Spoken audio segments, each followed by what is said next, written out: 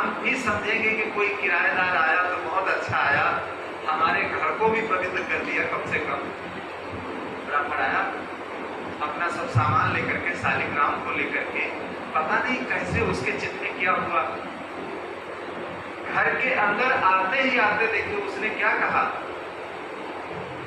माता जी से कि देखिए इस घर में कुछ कराने की जरूरत नहीं है आपको। कहीं ऐसा क्यों? कहीं इस घर में देवताओं का वास है, इस घर में देवताओं का वास है, इसमें कोई मांगलिक कार्यक्रम, हवन आदि, कोई मंत्र जंत्र पढ़ने की जरूरत ही नहीं है। कहीं मालिक को बुलाओ। तो मालिक जो थे गए, तो इनसे पूछा गया कि पंडित जी तो कहते हैं इस घर में देवताओं का वास है पहले से ही और कुछ कराने की जरूरत नहीं है, तो क्या आपने जब से मकान बनाया यहाँ कौन कौन लोग आते जाते थे? तो उन्होंने कहा जब से इस मकान को मैंने बनाया, फिर आरंभ किया रहना, जब मैंने आरंभ किया था रहना, मेरी नौकरी लगी, प्लाट लिया, फिर मकान को बनाया, तो सबसे पहले हमने अपने गुरुजी को बुलाया। और जब गुरुजी आए तो वो 15 दिन रहे, वो 15 दिन रहे और कई संत उनके साथ थे और एक कमरा मैंने पूरा दे दिया। रोज यहाँ सत्संग होता था। उस समय से बहुत साधु संत इस घर में उनका आगमन हुआ है, उनके चरण पड़े हैं। कोई ऐसी जगह नहीं है जहाँ पर संतों के चरण न पड़े, हर जगह पर उनके रज पड़े हुए हैं। इसीलिए हमारे घर में देवताओं का वास। देखिए पंडित जी ने बता दिया सत्य, इन्होंने बिल्कुल सत्य बताया है। ये जान गए कि इस घर में ऐसे ऐसे महापुरुष आए हुए हैं कि सभी देवता ही और महापुरुष ही इसमें रह रहे हैं। वो शालिग्राम को लेकर के चला गया वो चला गया लेकर के। अभी अभी जब हम गए थे, यही जब वकील साहब को मिलने आए थे, तो गोमती नगर ही गए विशालखंड, और देखिए भक्त विक्रमादित्य जी भी उस घर में गए थे हमसे मिलने। तो उसी घर में देखिए हम लोग रहे। वो वृंदावन से जो रहे माँ, वो दीक्षित थी, वो ऊपर रहती थी। उनको एक दिन बुलवाया मैंने, तो आई। इतना भाविक है, इतना श्रद्धालु है बेचारी, इतना भाव उनका अच्छा है और भक्ति भावना में बिल्कुल वृंदावन जाती है तो बिल्कुल कृष्ण में ही लीन हो जाती है, इतना भाव। उन्होंने सोचा होगा कोई मांसाहारी का घर होगा, कोई शराबी का घर होगा, कोई गलत प्रवृत्ति वाले का घर होगा, और इसमें मैं कैसे रहूं।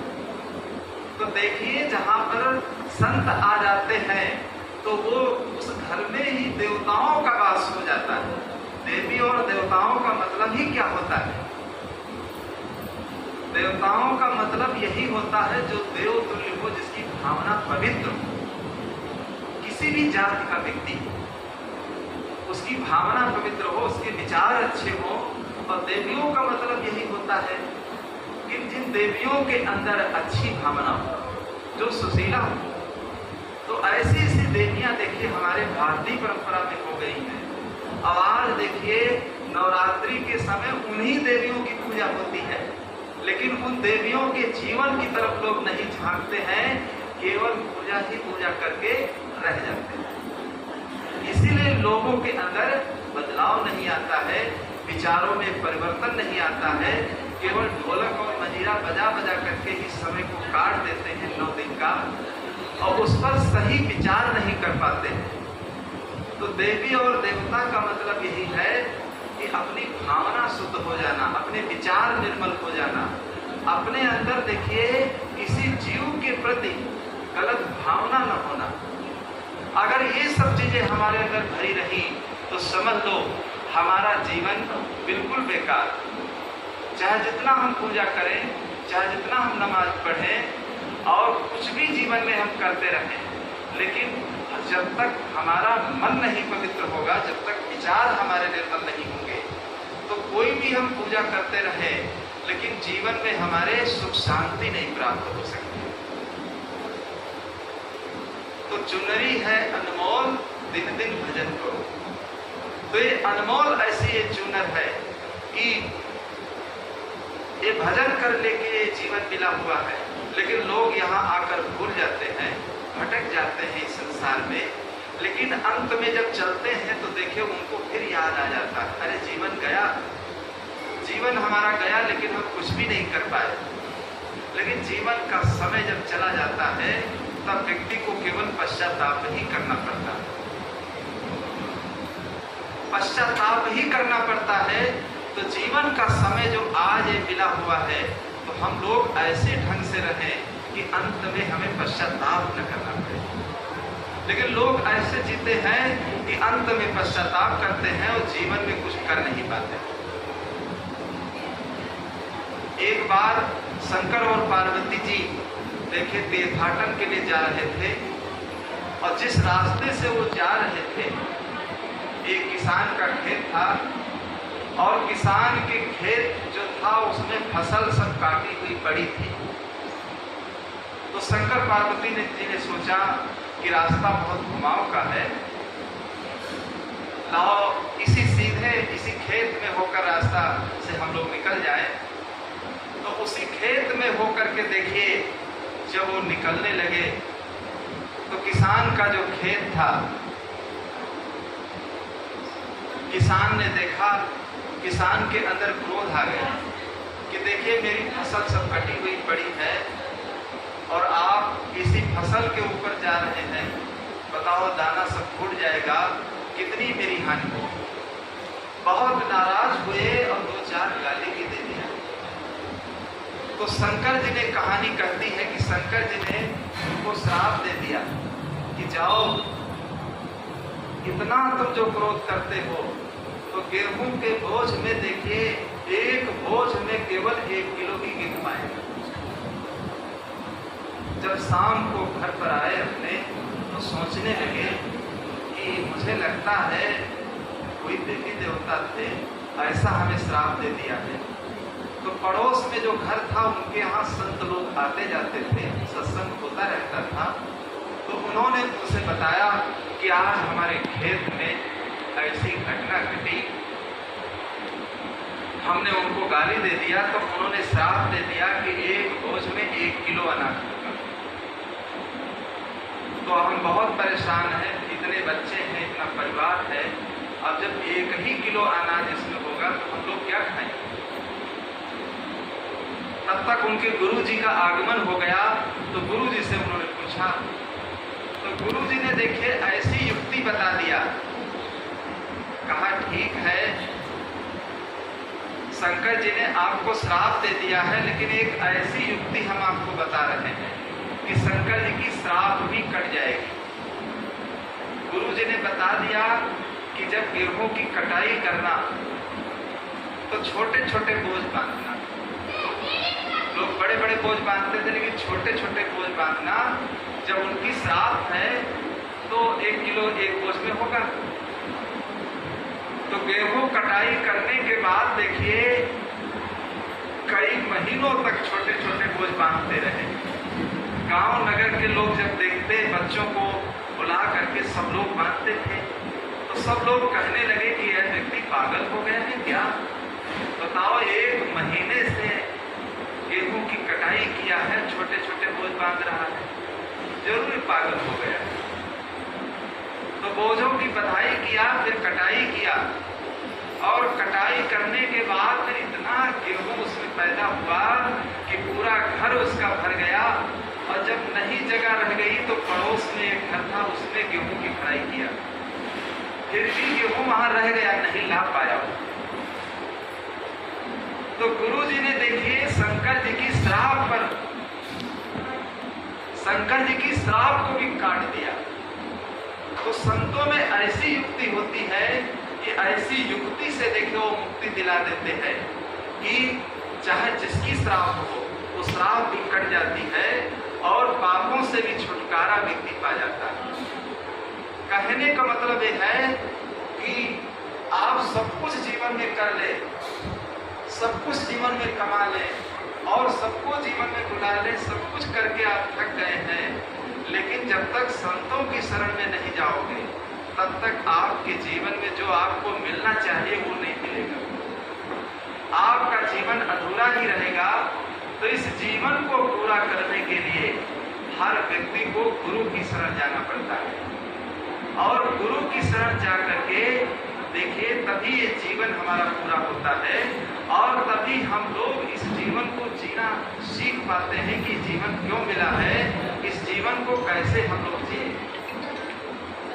तो चुनरी है अनमोल दिन दिन भजन करो।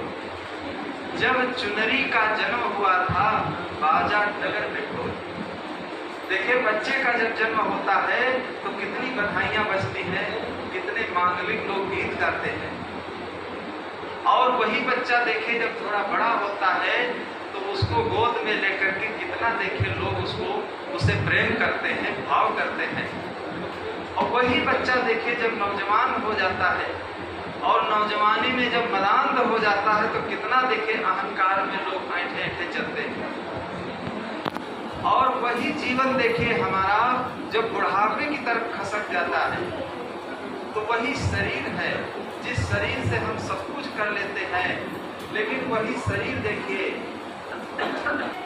हमें ऐसा परवश कर देता है कि मुख से हमारे आवाज तक भी नहीं निकलता। जब चुनरी का आया बुढ़ापा और मुख से बोल न हो, और बुढ़ापा देखे जब आ जाता है तो मुख से आवाज हम कुछ और कहते हैं, निकलती कुछ और। तो सदगुरु कबीर साहब इस शब्द में तीनों अवस्थाओं का वर्णन करते हैं और तीनों अवस्थाओं पर प्रकाश डालते हैं, बाल, युवा और वृद्ध, कि हर मनुष्य को चाहिए बाल अवस्था और युवा अवस्था में देखिए सचेत हो जाना चाहिए। जो बाल और युवा में सचेत नहीं होता है तो बुढ़ापा देखिए उसका बेकार हो जाता है, दुखद हो जाता है। तो हर मनुष्य को चाहिए कि इस जीवन, ये अनमोल जीवन में जरूर कुछ न कुछ अपने जीवन में ऐसे संस्कार बना लेना चाहिए। और जब अच्छे संस्कार हम जीवन में बना लेंगे और अच्छी पूंजी हम जीवन में एकत्रित कर लेंगे तो हमारे जीवन में परिवर्तन ही आएगा और हमारा जीवन जो है धन्य धन्य हो जाएगा। तो इसी उद्देश्य को लेकर के देखिए इस नवनिर्मित भवन में और संतों को बुला करके और संत समाज को बुला करके, जब संत समाज आ गई यहाँ तो देखिए गंगा और यमुना और त्रिवेणी और संगम, सारे देवी और देवता, ऋषि और मुनि और कोई बाकी नहीं रहा।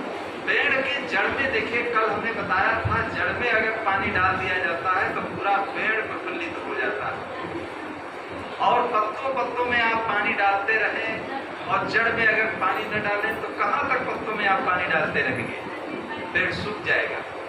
तो इसलिए जड़ में पानी डालने के लिए कोशिश करना चाहिए, और जो जड़ में पानी डाल देगा तो पूरा पेड़ देखिए बढ़िया प्रफुल्लित हो जाएगा, और जब पूरा पेड़ प्रफुल्लित हो जाएगा तो बढ़िया घनिष्ठ छाया भी होगी और लोगों को शांति और सुख भी मिलेगा।